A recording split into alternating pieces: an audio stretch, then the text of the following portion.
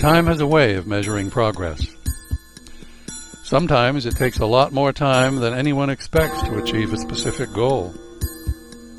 It took 12 years of vision and determination to get the Downeaster up and running.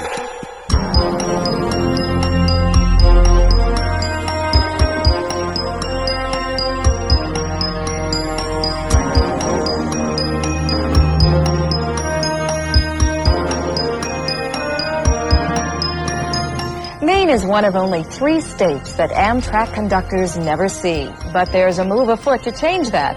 Amtrak wants to bring passenger train service back to Maine with a Boston to Portland line. Mindy Todd reports on what many hope will bring back the once familiar call of all aboard. There was a time when trains were the most viable means of transportation, but by the 1950s, the passenger train north of Boston was dying. By 1965, Maine Central had sold all of its passenger rail cars. A recent study done for the state shows Mainers want to see passenger service restored. The study shows a stronger desire in southern Maine, and that's where railroad enthusiasts are setting their sights. We all hope that to restore the service between Portland and Boston as the first step, and then going forward into the future, it would be I don't think it's impossible to think of it being expanded throughout the rest of the state because of the distances we have. Davis, along with Maine and New Hampshire's transportation commissioners, were among a group touring the Bombardier plant in Barre, Vermont on Friday. The plant makes passenger and commuter trains. This will be a wheelchair-acceptable seat for the handicapped. Other than those that are ambulatory, we also have to deal with those. Bringing back passenger service could be costly. The track, now used by freight trains, would have to be upgraded. Amtrak is currently conducting a cost study that the Department of Transportation expects to see next month.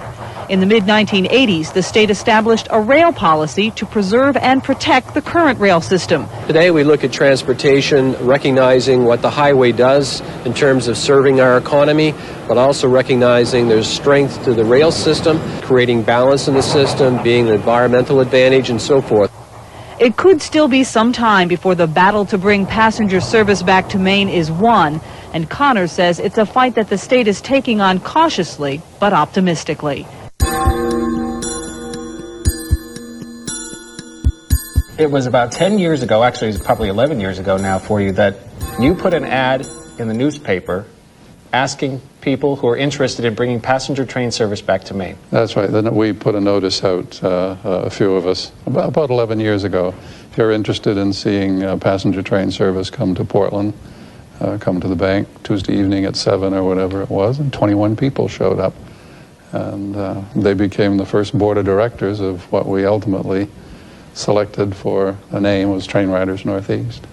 And I'd like to just, take us back, 10 years and where things were. It was really the citizens of this state that rallied to have this service brought to where we are today. It was Wayne and his group that put a petition drive together that actually presented an initiated bill to the legislature, which the legislature approved. Right behind that was the citizen referendum that said, we want the DOT to develop alternate modes of travel, called the Sensible Transportation Policy Act.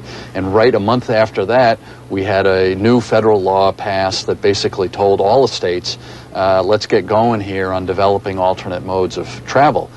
To galvanize public support, we even had our own television commercial. We were a little optimistic about the starting time of the service. You can help bring trains to Maine and the rest of northern New England by joining Train Riders Northeast today. We need more volunteers and sponsors to assure that passenger trains will roll between Portland and Boston by 1993 as a first step to restoring service throughout the state. Call us at 879-7245 today or write to us at P.O. Box 4869, Portland, Maine 04112. But throughout the process, there were vocal skeptics who needed to be convinced. We question the wisdom of an act to create the Northern New England Passenger Rail Authority. That's a bill Governor King is pushing through the legislative process as an emergency. Where's the emergency? Once again, this station has engaged in a tirade against the return of Portland-Boston passenger rail service. Even tirades, however, should have some factual basis. In a recent editorial, this station has shown its preference for slogans to truth and fiction to fact. Federal transportation officials whose business it is to know have called this project the best to be presented to the FTA in recent memory. In addition, 90,000 Maine voters signed petitions supporting state legislation leading to the return of this service. Train Riders Northeast values honest and informed comments about the Portland to Boston passenger rail service. Maybe next time this station will check with informed sources before it takes to the airwaves on this subject. Since neither New Hampshire nor Massachusetts currently intend to participate, this whole piece could fall on Maine.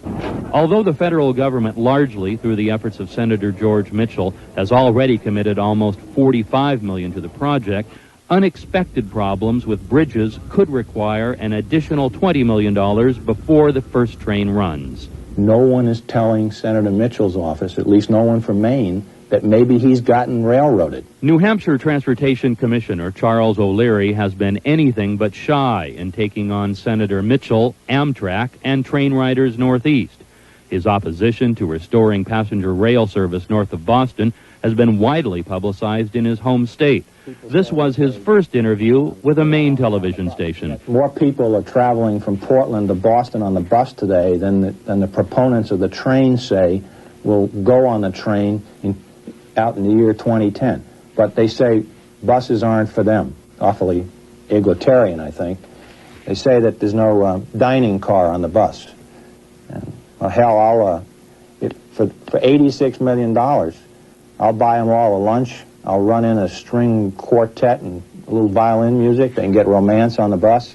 There's been a fair amount of reporting in the last few days about how the train is going to be slower and more expensive than the bus. And we know the vast majority of people don't take the bus, they drive their own cars. Do you really think you're going to make a dent in that and change that? Well, we're going to follow the national trend. Yes, we do. In 1999, rehabilitation of the Guilford track began thanks to federal dollars. The driving of a golden spike symbolized that milestone.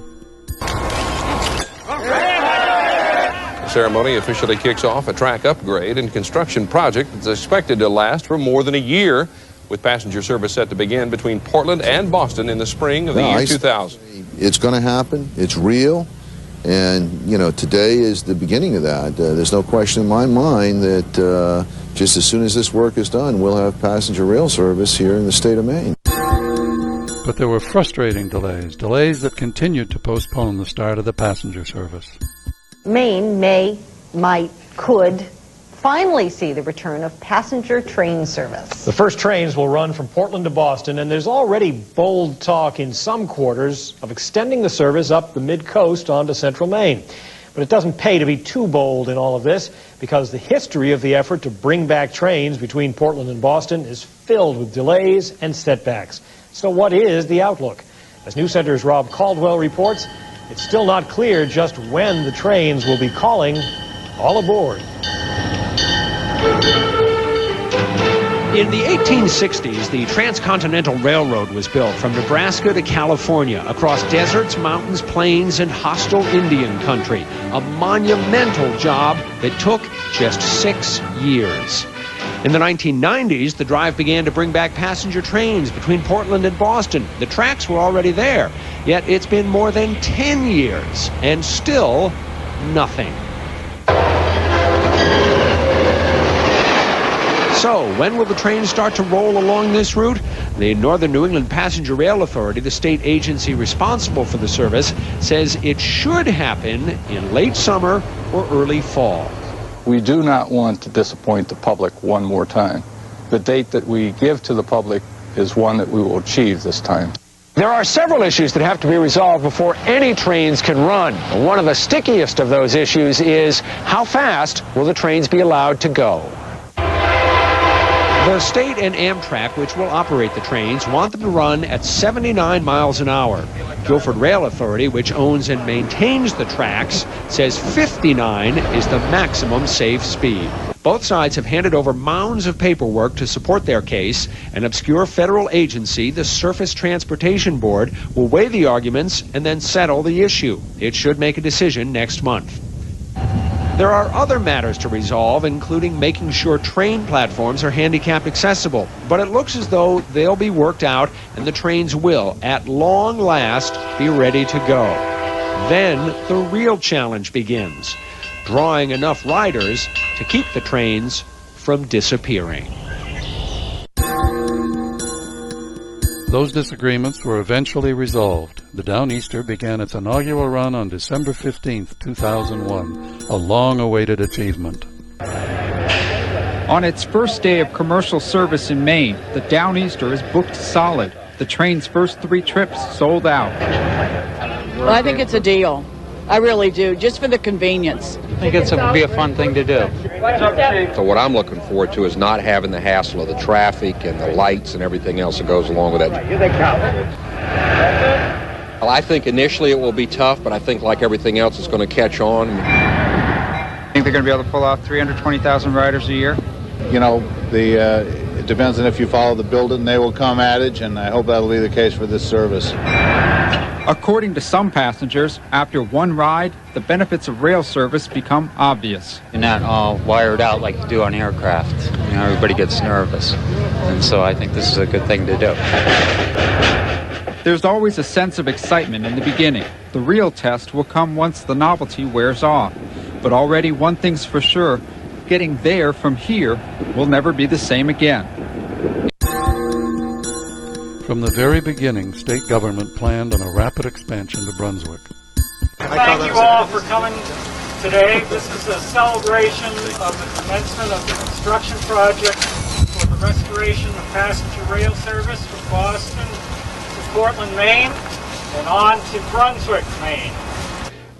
Your department has pretty ambitious plans to extend this service north to Brunswick, and is that something that you're pretty sure is going to happen? Very recently, we've received really authority now from Federal Highway and from the city of Portland to thread the rail through the city and allow us to then move our way up through Yarmouth and on to Brunswick. We think as early as 2003, we're going to have the rest of the pieces of the puzzle coming together. Working together, train riders, the Northern New England Passenger Rail Authority, and Pan Am are committed to improving the tracks to Brunswick. We're coming to Freeport. We're coming to Brunswick. It's only a matter of time.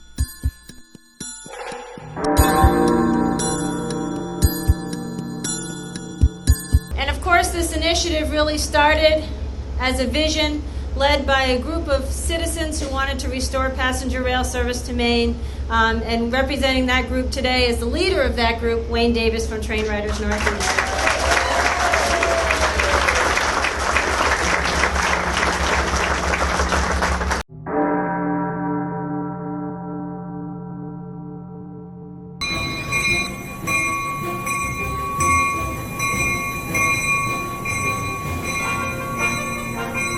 This facility, well, you just look around, this is first class. We were questioning why it was decided, and then you have those pictures up there with the ice all over it, and we said, oh yeah. Now we know. It was a struggle, wasn't it? It was, and we all sadly watched it in the paper, but, you know, in the end, there was a rail yard here. There's just a better one now.